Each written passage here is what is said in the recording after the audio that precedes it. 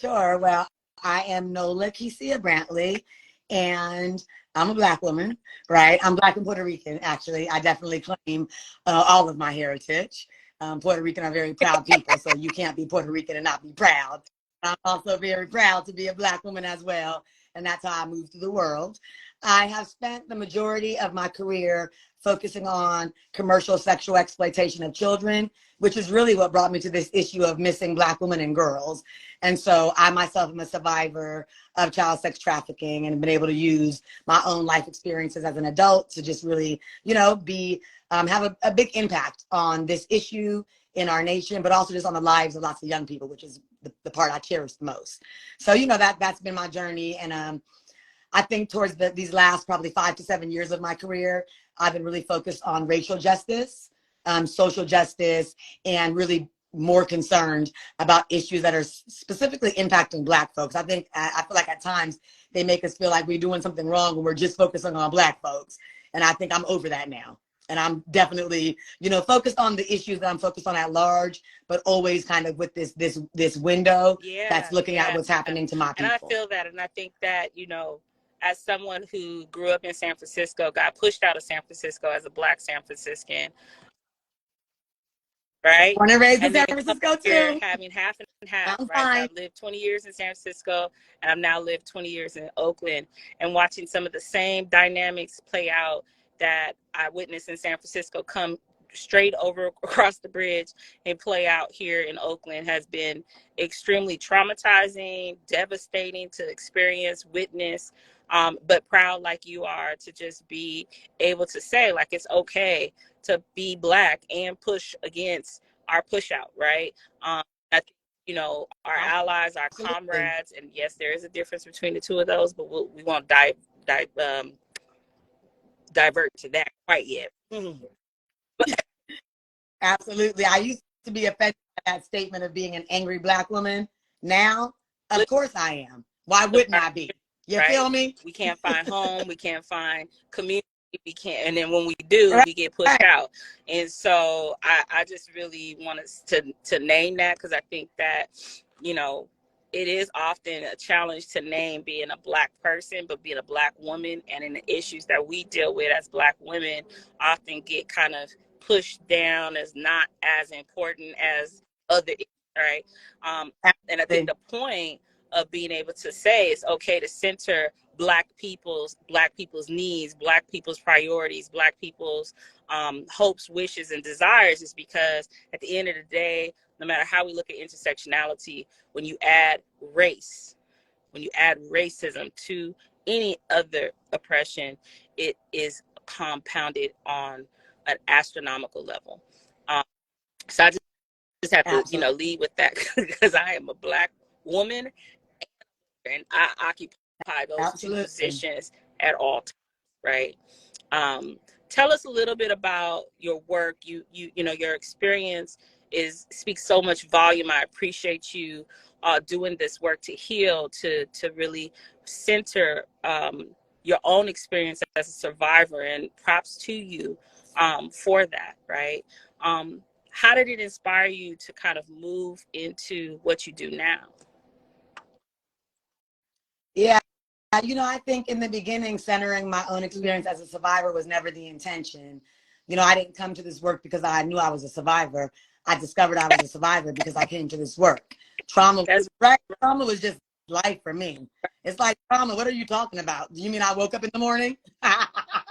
So, I discovered my survivorship through doing this work, and what I discovered as a woman, right, as a woman doing this work, and as a woman that had experienced sexual trauma, is the shame that women carry.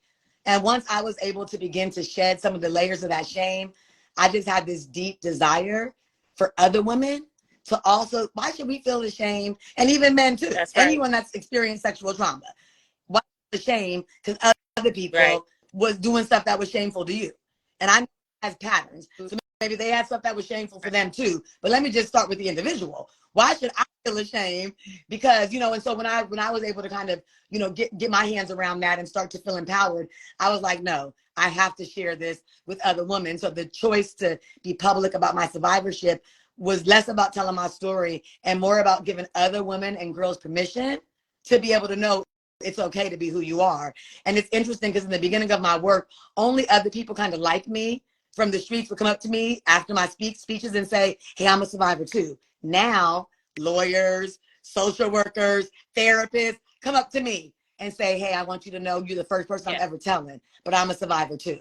So, again, and I have women 70 years old saying, for the first time I'm saying, this happened to me. So for me, that was a big part of my journey, is just giving people permission just to be. You can't heal when you buried underneath all these layers of shame.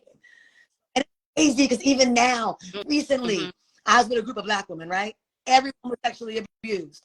I'm like, you know what? This shit is deep. We really got to talk about this more. Like, I know we're talking about it more now than we were before, but we're not talking about it enough. You understand? Because when I'm around 10 Black women, 9 of them been abused. So it's just like we got more healing to do. We got more talking to do. And it's that kind of abuse that makes Black girls and women more vulnerable to other kinds of abuse, like being kidnapped, like being sex trafficked, like being in abusive relationships. That initial abuse, it sets the foundation. You know what I'm saying? So that has been a big motivator in my career. And it's still a big motivator because I'm still, 20 years later, sitting with women. And that's the primary issue, is that their lives are challenging based on the foundation that was laid. And, I could go real deep because that foundation is historical. And it starts with slavery for us as Black people, at least in this country. You know what I mean? But, it's just a lot. So I think that's been just a big motivating factor for me in my career and in doing this work, is wanting to let other people know and other women know that it's okay. You can have a voice. What you did, what happened to you did not define you. There is healing after trauma. You can have a healthy sex life, even if you haven't for a long time. Like, there just is possibility. But you got to get yourself out of the trauma and around people that are going to appreciate you and love you if you ever want a chance at it. And that could be the hardest part. I see a lot of folks have joined us. Welcome. We're again on Monday Meals here at Oakland Rising with our guest, Nola Brantley. We're talking about Black women, Black girls, and our ability to survive trauma in our communities. And Nola's been gracing us with her story of surviving and how it led to her to this work. I'm a survivor.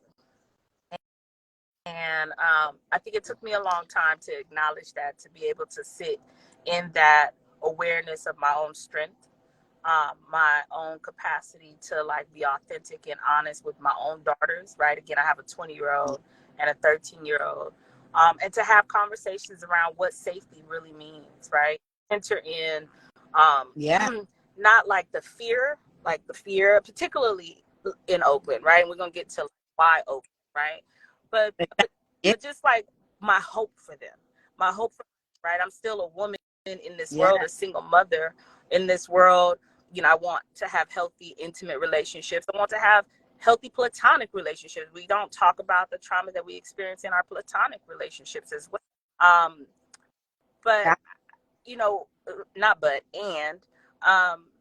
find that it's so taboo. It's so taboo sometimes in older circles or within the family. In our blended family, we have a lot of trauma, right? Male and female. We talk about the female too, but there's also Black males experiencing trauma and are not healing from it. Right. And it creates this cycle. So I just wanted to say that, because I think sometimes, like you said, there is a lot of shame to say I survived. I'm healing. Yeah. And I'm willing to go this extra level and be a witness and a light for others who may need to be able to see survival, right? So I just want to say that. But tell us, there's a lot going on.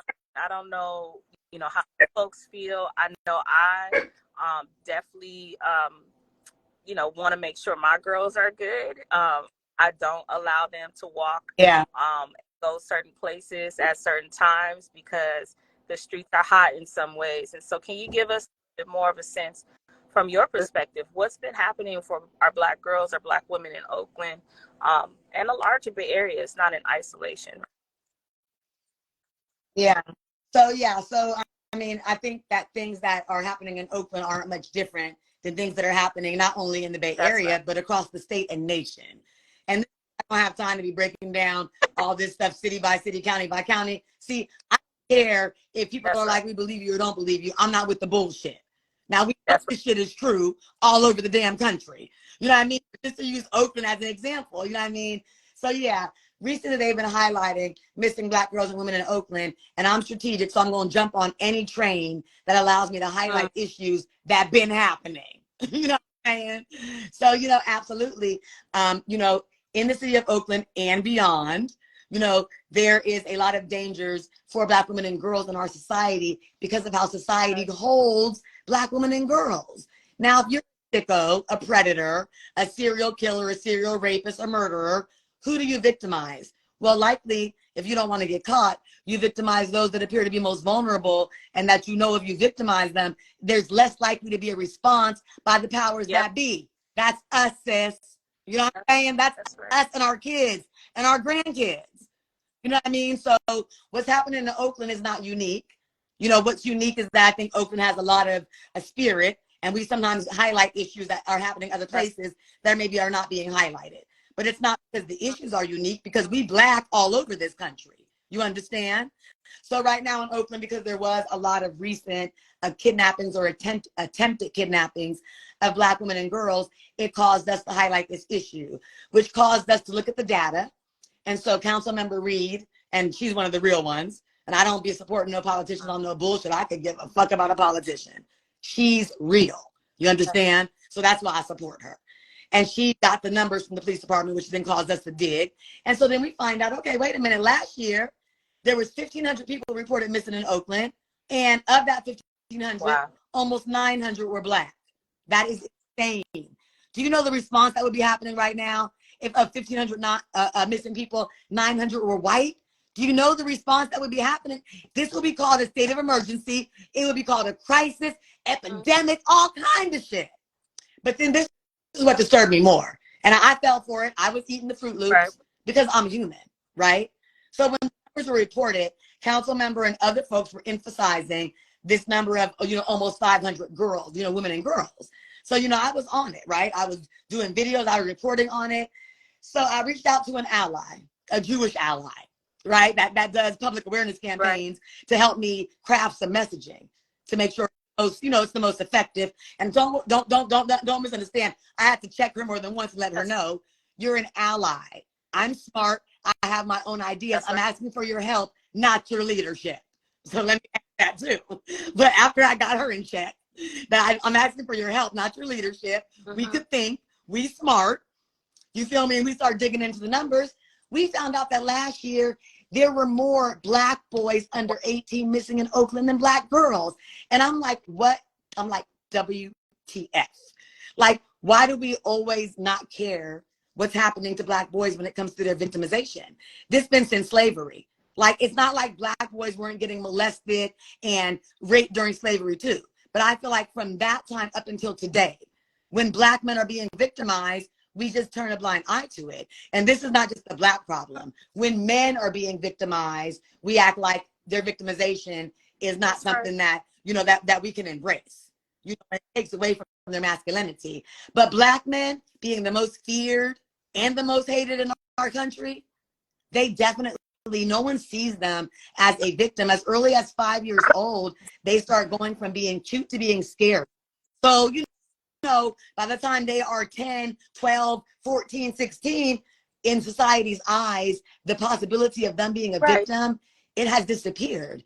But also their own community. I wish I could say it was just society, but also within our own community. So I'm definitely wanting to continue to uplift the fact that we got Black girls missing. But we're passing out the last of the flyers because, you know, I'm not going to be wasting. But once these flyers are gone, I'm changing all of the messaging to Black kids, right? I'm not the one that just because we start saying Black girls, I feel like I'm going to continue to bullshit. If I know better, I'm going to do better. It ain't Black girls. It's Black kids. And indeed, in the city of Oakland, it's more Black boys than Black girls missing. So we should be concerned about our daughters, but according to the data, we should be more concerned about our sons. But that's what we're not talking about. You understand? And this is the thing. Who is taking our children? Okay.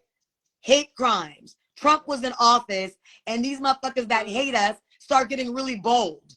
Are we aligning that with the trends of Black boys missing? Sex traffickers, labor traffickers. See, I've been on these streets, so I know what we run across. Serial killers, serial rapists. Remember that motherfucker that was chopping up Black boys and keeping them in his apartment in LA? Like, there are lots of possibilities when we're just not paying attention. And again, who are the perpetrators targeting?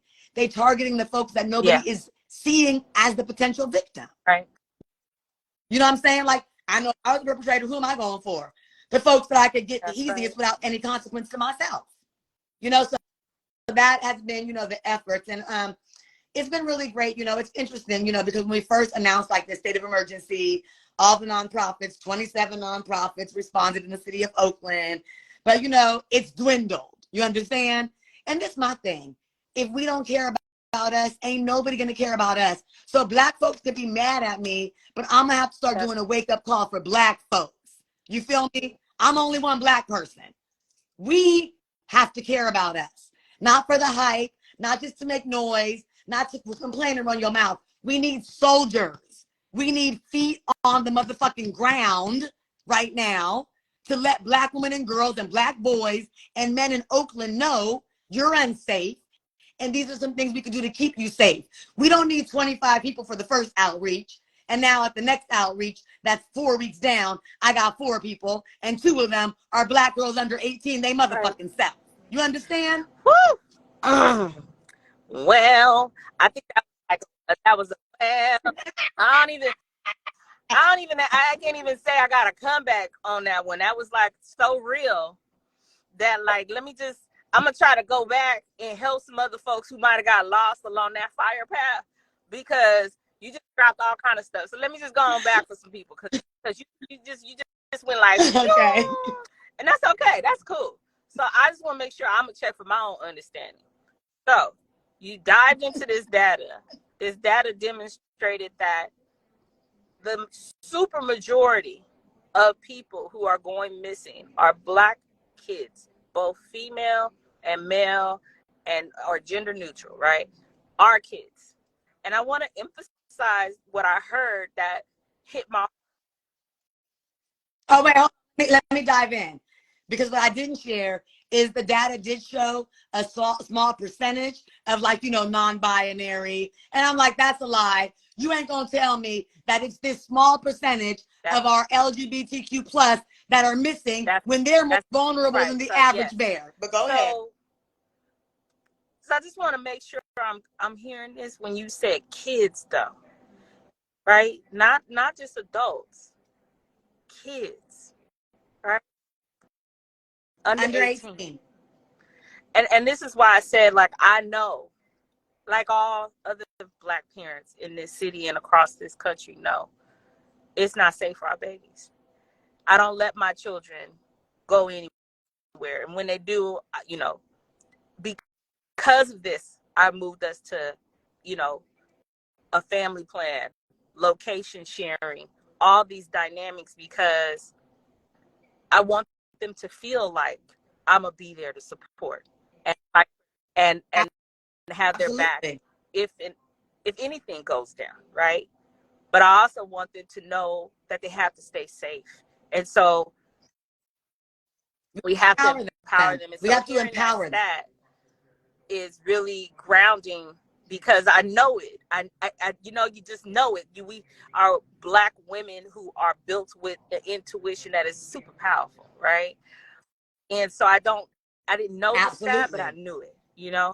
So I just like just center that, because I think that when I have been out doing outreach with Black moms and dads, particularly OUSD parents, we can't have meetings going certain late. Sport meets and where you going? No, you can't walk home. I'm gonna give you a ride. You can't be on the streets. But who? Who you going with? Why are you going with them? Do you know this person? All those questions are, you know, sometimes our kids think. No, and these are the right questions. But see, my thing is, I'm worried about And the kids that don't have parents asking those questions yes, and us making things that's safe where for I was them. going to get to, that sometimes kids that aren't mine physically, they are not biologically mine, get a little offended when we ask these questions. And it's not because we're trying to be all of people's business, but because the facts are the facts, and we want to make that. And I am to be in the business. Yes, I'm trying to be deep in my young people's business. You're like, I'm all up in it for your safety. I want to be in it. Put me in it. Like, I'm not trying to be in it to make y'all miserable, but That's yes, right. I want to be in your world, young That's right. people. That's I right, want because to be you are in your world. our world. We have to claim this in our community. Because they're important to me. That's They are important to me. You know what I'm saying? I want what's going on with them. I want to know the challenges they have, and I want to help them figure stuff out without telling them what to do. That's right. I love our young people. And I want us to like get there for more. As many people watch this, I want you to understand that it can be said with love. It can be said wrapping around our young folks. I saw a comment right here: the peer support is key. I've seen other young folks supporting other young folks. Like, she good. She just trying to make sure we safe, right? We need that level of ongoing. Because you said something really important. Don't just show up when it's an announcement and it's all the press and all of this. No, we need an ongoing shift in our community toward community care is standard. The village sees. The village wraps around. And stop young people. Stop judging these young part. people and get involved in their lives. Stop saying what they shouldn't be listening to, what they shouldn't be doing, what they shouldn't be smoking. Shut the fuck up and get involved in their lives. Get involved. That's right. Then the other thing I heard you say is this state of emergency that council member Reed. No, she called it the 27 community-based organizations led by Admika so Village. Can you tell us a little bit more about that? And I know that council member did do something at the council meeting. That's right. So can you explain to folks some of that stuff? Yeah, so Daryl alums from Admika Village called a meeting where 27 community-based organizations responded to that call, and he wanted to draw attention to the fact that there was a bunch of girls recently that were either kidnapped or attempted kidnap. Some reported to the police, some reported to media, and others reported to credible street messengers. We don't have to have everything reported to the authorities for us to know it's true. Like, we're in these streets. You feel me? Bringing us together to be like, what's up? This is happening, and we need to do something about it. You know what I'm saying? So people responded, and as a result of his initial call, I definitely took on a leadership role, you know, in this movement that we are kind of engaged in now. And so we've been doing a few different things. And for me, I'm taking on kind of like the community piece. And so my piece has been around the safety flyers and we've been doing outreaches every Friday since he called the state of emergency. Every Friday we've been getting together at a different park in Oakland and then dispersing out into that neighborhood and passing out these safety flyers that are two-sided. One side's targeted to caregivers, other side's targeted directly to young people with safety tips on how to stay safe. But like the next piece of that is one thing I really despise is when people tell people in the community what to do, but don't provide them with the resources to do it. So one of the things, well, there's a few things we say on the safety tips. One thing we say is you should get self-defense classes. So that's the next piece that is being worked on now is we're putting together a schedule for the last 2 weeks of July of free self-defense classes across the city that they can take. That's, you know, really prioritizing Black women and girls, because that's what we started off with the effort, you know, around prioritizing. And so we'll be dispersing that information into the community, you know, and then we're going to do a few more things. One's going to be pepper spray distribution, because that was also one of the safety tips. We want to make sure people get pepper spray, but with the California law. You need to be 16 or over. And if you have your child with pepper spray and they do something with it, as an adult, you will still be held liable. And it's supposed to be used for self-defense only. So we want to get that dispersed, but with the proper, you know, information. And then the kind of final part of at least this effort that goes along with a safety flyer will be getting out smart tags and air tags, along with 1-hour workshops on social media and internet safety targeted at parents of elementary school age kids. So, you know, these are some of the things that we're doing. They're tangible efforts. They're sizable, you know what I mean? to try to make an impact. Now, the Ebony Alert was already passed by the Oakland City Council. That was introduced by Councilwoman Reed, who, again, is a real politician, who's had real life experiences that really allows her to understand what we're going through out here. And that alert is to provide extra resources and attention when a Black person is missing. That between the ages of up to 24, I think it's like 12 or 24. Don't quote me on the ages, but you know, it's like in that youth age range. And it's not just for women, it's for any Black person. Now, there's similar alerts. There's a feather alert for Native Americans. They still coming up missing in record numbers. There's a silver alert for old people. Yeah. So I'm not saying it's not a good thing. I'm saying it's a thing. You understand? You know that song? It's like a really sexy song that I like. It's that song. It's talking about pressure, like keeping pressure on a dude. You know what I'm talking about? It's like that. That kind of pressure is the kind of pressure we have to keep on the system around things like this. And people don't. You know, it's like a little bit of pressure, some noise, some rallies, burn down a few neighborhoods, and we're done.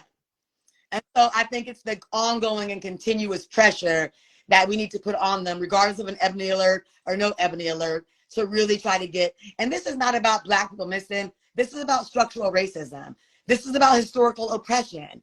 Because as me and my ally were talking, we're like, okay, now we're gonna have to dig into the numbers of missing Native people and missing, like, you know, Spanish-speaking people in Alameda County. We already know what we're gonna see. We're gonna see disproportionality amongst all of the historically oppressed ethnicities. You feel me? Like, we gonna see the same shit, but what are we gonna do about it? Are we just gonna keep seeing the same shit in the missing numbers, DV numbers, unemployment numbers, abuse numbers? What the fuck are we gonna do about it? So this is still trying to get to that. And I don't have an answer about how to get to that. I got the energy, I got the spirit, I got the fight, and it's not, but I ain't got all the answers. It's not about you know what I'm saying? Me or you or anybody else having the answers. It's about creating the spaces can happen, and the solutions can be co-created in the community, and then the community can take shared responsibility for implementing them and sustaining them. And I think that piece of this, we need to implement the things that we believe are necessary, but we also need to sustain them. And that's where you say that pressure. The pressure is to do those things, right? And I think that policy has its place, right? We often needed to erode the institutional racism that's built into these systems, into the ways that the government views Black bodies. And exactly. We still got medical journals that say Black bodies can take more pain than other bodies, and doctors are still being trained. See, I am not accepting the bullshit no more. And I feel like too many people, even our advocates for the Black community, have got complacent in accepting the bullshit. The bullshit has become the truth. But it's not also it's about like part of what happens when we don't center what oppression is and really understand our individual stories and how oppression impacts us is that we ignore that it does have different impacts, right? And that is by design as well. And so that what you say is what I believe. It's by design, right? Jim Crow did not go away. He was redesigned, as a quote says, into James Crow Esquire. And I think also that though we know this, we have these conversations on the block, right? That we have these conversations in the living room, that we have these conversations amongst each other as Black people, and I would even beg to offer that the conversations are across the whole Black and immigrant people of color, right? Yeah. Yes. We can't just, I mean, I definitely say start Black, but that's our mistake. Our oppression is shared. We don't, what's happened to our Spanish-speaking brothers and sisters, what's happened to our natives, what's happened to, it's all similar. Like, I teach on this shit. I train on it. I train on the specific tactics and the atrocities that were inflicted on people, and they're the same. Breeder, the torture, the raping, the taking away religion, the taking away language. We got to unite. And that's why we talk about, you know, the fists joining together stand stronger, right? Because as long as we stand like this, you know, when you trying to put some force on something. You don't get as much force when you go like this. When you pull together and you build that unity, this is a whole different level of force, right? And I think that's what the undercurrent of this is like, hey, we know this is a problem in our community, right? We know that our children are disappearing, being taken from us in various different ways and for various different reasons, right? Because their bodies in a system that does prioritize trying to sustain systemic racism, that our bodies are seen as disposable and usable for whatever people want, right? Absolutely. So, our bodies have always been for profit in this country. That's right. So came here for profit. The point is, we can stand in awareness of that, or we can stand in awareness and solidarity on that. And I want to appreciate, there's a lot of comments that I wanted to kind of just, like, acknowledge.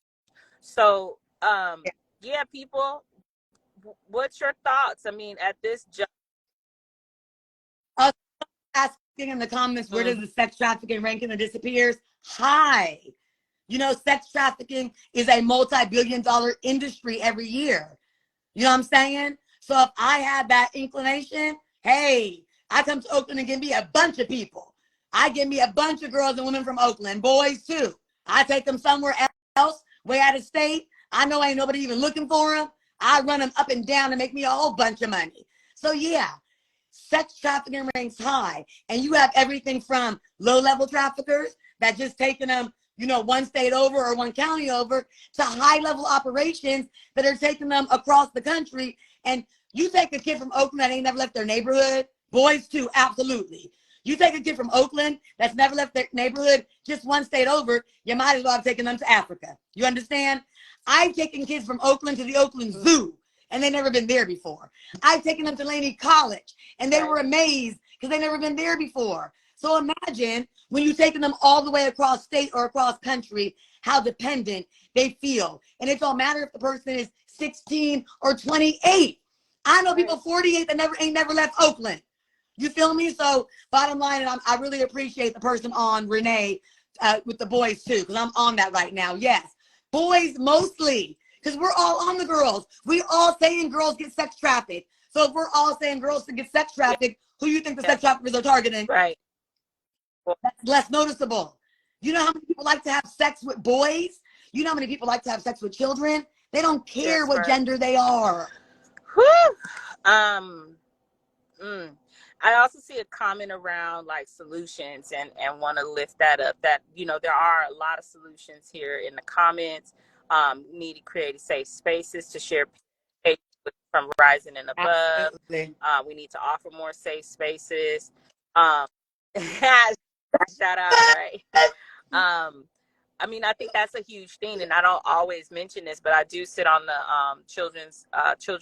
Oakland Fund for Children and Youth, and one of the things that I've been asking our staff is, how do we get to a place of understanding that Oakland only spends less than $20 million on services directly targeted to children, youth, and families, right? In a multi-$100 million budget. Well, let's start off with this. The person that's responsible for creating our county budget, right? I learned this, I think, from y'all. Did she release it yet? And isn't it due June 30th? And she's releasing it a few days before it's released. Isn't it a 400-page document that people are still just supposed to go over and give an opinion on? And the Board of Suits is getting complacent and I forgot that. She got to go. So what we're talking about two Monday meals ago, we had Tash from Restore Oakland coming to talk about care for. She a billionaire while we over here hungry, killing each other for a scrap, fighting, hoeing. Folks that wasn't on that Monday meals, Tash dropped us with some straight up shock that the county budget, the Alameda County budget, has no level of transparency, and that the administrator in charge of the county budget process has who makes almost $1 million a year, 800 and some change. In that position since the 1990s. So as it stands, I do not believe that the county budget has been published, but it has to be passed by June 30th, which is Friday, right? So this is like billions, not millions. I want folks to understand the significance of this. Billions of money. So while you're fighting with the city of Oakland for that little DVP shit, she's rolling the big bag. Okay? Big bank take little bank. Y'all fighting for little bank, and big bank is getting rich off your ass. So yeah, it's important for folks to know that, like, yes, we need safe spaces, we need resources for that, and the city and the county are the folks that are,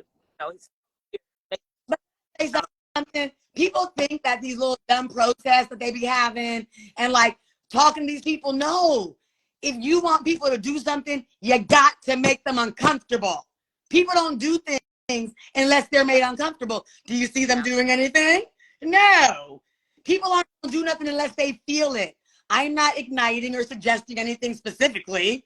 I'm saying motherfuckers ain't going to do nothing unless they're uncomfortable. There's a lot of things that we have right now to do to make them uncomfortable. For example, thanks, Liz, for dropping that reminder for folks. Like right now, the county is not talking about creating safe space. They're talking about expanding the county jails, turning Santa Rita into a mental health facility. That is not the solution. They tried to do in LA, putting the big men's jail into a mental health facility. You know, at Oakland Rising, we fundamentally believe that it is our responsibility as a community to make sure that our government becomes our government and is accountable to us and is demonstrating that at all points. And the biggest place that it can demonstrate that is in the budget. This is why we consistently a budget is a moral document. I learned all this from Monday Meals 2 weeks ago, and I've been saying it everywhere. A budget represents the values and the morals of the county. And let's be clear, just as much as we are pushing for the solutions that benefit our community, there are others who are pushing for the solutions that do not benefit our community. Off of our community. Absolutely. And that's why Oakland Rising, that's why our community-based organizations are so critical, because it is our solidarity that gives us more power to push back against the people who want to make profit off of our community. That's why Councilmember Reed was at the town hall last week begging Black people to come to city council meetings. She was like, trust me, there are people there vying for their interests, and I know what your guys' interests are, and I can represent you, but I need you there showing them that I'm not just talking. Like, I need you there for your own interests, and this is what I'm saying. Black people, we can complain, and we got a lot to complain over, but we got to put our feet on the motherfucking ground. That's right. Unless you want shit to stay the same. If you're how you are, then just do what you've always been doing. But if you want something different, then you got to do something different. Hey, I like to kick it. I like to smoke. I like to chill. But we got to do something different. And I know we're struggling. So I know it's like, well, how are we supposed to do something when we got all this weight on our back? I got weight on my motherfucking back too. You feel me? But we got to fight. Because if we don't fight, there will be no change. Ain't never been no change from us just sitting back and kicking it. We got to fight. One thing that Coach G said, she's from the Latino community, and she's a boxing coach. And she said a lot of people, they feel like it's time to rest. And although we do need rest at times, it's not time to rest. We're still engaged in the fight for our motherfucking lives. As we continue to fight. That's the it's a both and. It's not an either or. I do want us to acknowledge though that at every level people can do stuff. I think sometimes people are like, well, I can't do that. But there are things that people can do. So let's bring it down, because I think that we can go back up the level. On an individual level, what can our folks do, especially people who will watch this? What can you do to help us keep our Black children, our Black community safe? What are your top recommendations? Yeah. So first of all, just looking at it from like a city and county level, public safety is usually the committee that deals with safety in any city or county. So if you attend any public safety meetings and elevate concerns around safety for Black women and girls, that would definitely be a touch point. There's also, you know, efforts that we're engaged in right now. So if you're available on a Friday night, we do it every Friday. We try to make it really manageable. It's between 4 to 30 p.m. and we're done by 7:30 p.m. So it's 3 hours on a Friday, in and out. We go into a community, and even if we don't outreach to people, we put flyers in every car handle, in every mailbox, to just get the word out with the safety tips, you know, as an individual, as well, if you have kids of your own, right? Just really thinking about what's on those safety tips. And what's on those safety tips is a mix of things like online. If you have children, you've got to be tuned into what they're doing online and not investigating them, but actually being interested and involved in their online life, because a lot of the kids that are recruited or trafficked, at least into human trafficking nowadays, it happens online. And I think that accounts for a big chunk of those who are missing. So be engaged in your young people's online activity, but also be engaged with your young people. They're just like a toddler. They need our time, attention. You know, they need our energy. Like, they need all of that. Just because they've gotten older don't mean they don't need to be nurtured. They need to be listened to. I mean, what a transition going from being a kid to being an adult. Going to a time where you haven't had sex to maybe a time where you're about to be having sex, and all those feelings and emotions and the pressures behind drinking and smoking and relationships. And if you have your own trauma, I mean, that's a lot for them. And I think we sometimes don't really, because we have so much still going on ourselves, we don't realize they need our support. They need our mentorship. They need all of that. Yeah. So I think being there for young people, whether they be your young people or others. We're also, like I said, right now, we're coordinating a series of self-defense class. So if anyone's on the line that does provide self-defense training, you a black belt, jiu-jitsu, any kind of martial arts self-defense, then please contact me, because we are putting a schedule together, and we're asking people to volunteer their time, but only 1 hour to 90 minutes. So we're getting a bunch of instructors, and with each instructor giving that amount of time, we're filling up a whole schedule for the last 2 weeks of July, and then offering those classes to people across the city with an emphasis on Black women and girls. So definitely, if anyone knows someone or is someone, reaching out would be beautiful. We're going to be doing the pepper spray distribution, along with the kind of, not the rules, but the laws around that. So if that's something you'd be interested in helping out around, again, reach out. None of this stuff is staffed or funded. This is all efforts that are being done because we care about the community. All being done from the heart, labor of love kind of stuff. So we're always looking for people to help. And then lastly, we're going to be doing the air tags and smart tags. So if anybody's on that has any connections in the tech community, and you know anybody from any tech company that would be interested in supporting the Black community by donating some air tags or smart tags to our efforts, that would be beautiful. Or if you just want to come on board and just help us execute that effort, you know, we're going to be providing trainings and the tags. So it's just going to be an effort. We're going to be doing it across the city. So right now, there's lots of little things to plug into, just based on the safety flyer that we're trying to play out. See, people pass out the flyers, but they don't do all the stuff that goes along with it.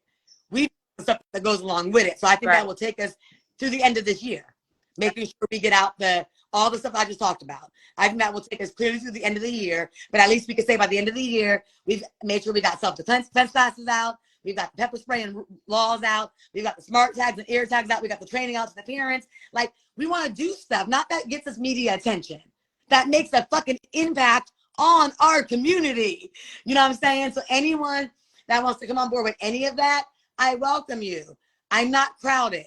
I'm not surrounded by lots of bodies. I got some, you know, some solids, but we need more people. It was more people that jumped on board when the media was there. Now that the internet died down, you know, we down to a little circle. So we can always use what I call more soldiers on the ground. But most of all, even if you can't get involved in any of that, be involved in the life of young people and be concerned about your fellow human being. If you see someone that looks like they're distressed, upset, crying, struggling, when you have the capacity, not when you don't, when you have the capacity, check in. Are you good? Can I help you? Obviously, if you can't even help yourself, that's not the time to be helping somebody else.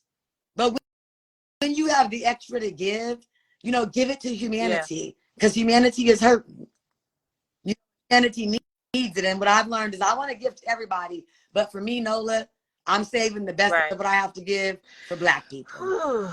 So, I appreciate the reminder. For me personally, I think I have a 13 and a 20. They're very different stages in life. And just spending this summertime to just learn a little bit more about their world has been, just phenomenal. And so just want to remind us that our children, particularly in the teenage, preteen, and young adult ages, really need our attention, our love, and create that safe space for them however you can, right? For me, I, did what I could with what I had to, like, just make some safe space in my backyard so the friends can come over and they have a space. Right? Y'all need space to hang out. Hang out. Help my daughter get her driver's license, insurance, so that they can drive to the location safely, versus doing lifts, because I'm also weary of, Well, and you're also giving her some independence. Like, we have to, trust them and give them some independence, and like provide a safe container. Yeah. And it's about telling them no. Yeah. It's not just about the no, no, no. You know what I'm saying? I love what you're saying, because it sounds like you're providing her a container, and that container could mean she makes some mistakes, but she's supposed to. Showing that, across all the parents, we all, and all the grandparents, right? Because we have a lot of grandparents raising children as well, aunties and uncles. So let's make sure we are clear. The Black family spectrum's very wide, right? But knowing that, okay, you have a safe space. I don't have to be so tripped up about them being at your house, because I know what's at your house is a big piece too, and vice versa, right? So I think that that's been something we've all been in our circle trying to support each other with. I do want to kind of just go to the council, because we're coming up on time. I just want to go to the city, level and say, yeah, you're absolutely right. People have to come. They have to advocate. They have to really get involved in the local city government process. Oakland Rising is a part of the Oakland People's Budget process, coalition. And we've been pushing on the city budget to really push for those investments in DVP, Department of Violence Prevention, so that there are safe spaces. There is a lot of effort to kind of sustain funding at this point in a lot of areas, because it is like pennies. Yeah. I feel like a lot of the community-based they don't understand money, because a lot of us that work for a lot of these community-based organizations, we didn't come from money. So we're gonna give you 300,000. We like, ooh, that ain't shit. We need 3 million to do the work that we're doing, and to do it and be compensated like equitably, like they're paid at the city level, and also give quality services to people without being so stressed out about how we're gonna serve them. So like, stop settling for pennies. $300,000, I wipe my ass with it. That ain't shit. And you're absolutely right. And I want to shout out Council Member Bass and Council President Fife. Council President Bass, Council Member Fife. Reverse them. Anyway, they've been leading the city budget process through a hard moment, fighting over pennies, trying to make sure everyone got a little. Oh, I know. Yeah, I was trying to with Bass, so I've been here. And it's not the situation that we want to be in, but this is what the prior administration put us in. And I want to emphasize that, because it's important for us to understand that we haven't even gotten into debriefing really how this prior administration really didn't set our city up for success long term. But that's a whole nother Monday Meals. Well, I actually ain't care nothing about our city long term, honey. Exactly. We won't go there though. We engaged with that one. I was in LA for that one, and I was happy I was in LA. And then I also think that, just a reminder to folks, there are opportunities to engage in this work right now. Have to push back on this expansion of the county jail. We do not need a Santa Rita for mental health. That the two are not even supposed to be in the same sentence, let alone the same page, let alone the same document. We really have to push back. And so we don't know when the county budget is going to be published, but when it is, please stay tuned to Oakland Rising, so when us and others in our network, particularly Care for Community Coalition, which has been doing a phenomenal job. Yes, Sue the county for not having I these don't know budget out that, in but I time for do us to know look that at we're it gonna have right. to figure out how to legally change that. So that'll Harvard is suing Alameda County Social Service right now for how they treat foster care youth. Can someone sue this county for not giving us the budget in time? County budget organizing, folks. I don't know enough about it, but I do know this: the city and the county. Look, Milky at 2016. Why you in my head? Why you in my head? About the, they got the same issues. We need to talk about some things. The reality is that, you know, this is a city, a country, a state that was not built to prioritize the issues that we as community need them to prioritize. That means you have to do things like learn how to make e-comments, learn how to go to these meetings, learn how to share this information in the community, mobilize to these meetings, mobilize to these, mobilize. No, but if we want our soldiers, those of us who know all this, also we gotta realize that the soldiers may not talk and walk like us, but they're still valuable. Because a lot of, even within us that are doing this, like, oh, well, they're too ghetto, they're too hood. No, they're your soldiers, dumbass. You know what I'm saying? Like, those are our soldiers. We got to make the information digestible for the soldiers that will really do our footwork that we're often disregarding. That all of us didn't know this information before we stood up and became organizers, became activists, became engaged in this. So I can say I learned over years, multiple decades, right? Multiple decades how to do this work. We have to be able to build a bench of folks who understand that this is our collective work, right? We have to work inside. From the lowest level, from the deepest hood, from the lowest trench. And then the last thing that I just want to kind of say is, you know, you mentioned all these different opportunities for people to get engaged on the Friday outreach. Where do people find information? How do folks, you know, get in with it, fit in? Yeah, for sure. So if folks are interested in engaging in these efforts, they could shoot an email to Nola at nolabrantley.speaks.org. The Friday outreach, always on Friday, 4:30 to 7:30. We don't give the location out until the day before, trying to keep it safe for those who are trying to create safety. But we have a list, an email list that goes out a couple times during the week with all the information, details, etc. So if anyone wants to be added to that list, just email Nola at nolabrantley.speaks.org and just say, I want to be added to the list with the safety efforts in Oakland, and I'll add you to the list. And like I said, there's emails that go out 2 or 3 times a week with information about what we're doing, where we're going to be at, what's next. And then you can just be added to that list of information. Or you can just send an email if you got some specific ideas. I'm all about collaboration if, the collaboration makes sense. So if you got something that, you thinking we could do together, then let me know and let's see what's up. It's taking a small group of people to make change in the world when they're really committed. So I'm all about being that group. Do you want to drop that in the chat, your email in the chat? While you do that, thank you everyone for joining us again. We had a conversation about how to protect our Black children, people in Oakland amidst a rise in kidnappings, trafficking, and many other issues. Talked a lot about solidarity. Our guest, Nola Brantley, has done an amazing job just keeping it 100% real. A lot of 100% I saw in the chat. This again was Monday Meals, and we'll be back next Monday with some juicy debrief on the city budget process.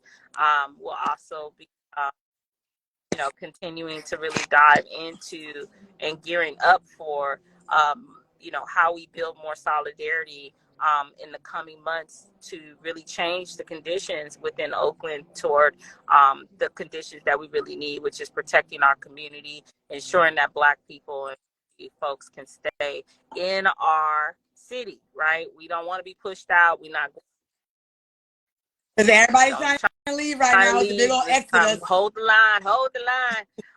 Nola's dropped her email in the chat if you want to get engaged. And I got my phone number too. Do not call me. Text me. Okay? Text. Do not call. Thank y'all all so much. I hope you had an amazing, yummy lunch. I'm looking forward to grabbing some too. I know that your lunch gave you so much energy. I think I might have to go get me some eggs and mashed browns. I'm like, that might be the new organizer's meal. That's what's up. Have a great day. Thanks so much for joining me and just blessing me with all that positivity. Bye, everyone.